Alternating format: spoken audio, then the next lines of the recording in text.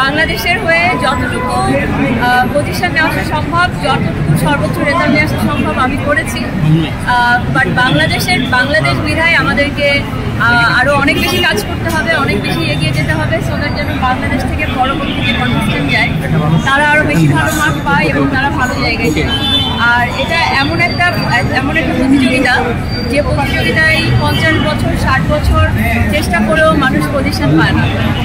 অনেক বড় বড় কান্ট্রি আছে যেগুলি আপনারা দেখতে পারবেন যে তারা পজিশন পায় না, চেষ্টা করতে সাথে। তো সেটার জন্য অনেক কাজ, বিজনেস ওয়াইজ রিলেশনশিপ থাকতে হয় দেশের সাথে, একটা দেশের সাথে মিস ইউনিভার্সের রিলেশনশিপ থাকতে হয় গভর্নমেন্ট এবং দেশের নাগরিকদেরকে অনেক এগিয়ে আসতে হয়, যেটা আমি পেয়েছি। তো আমরা ওয়ান স্টেপ অ্যাহেড।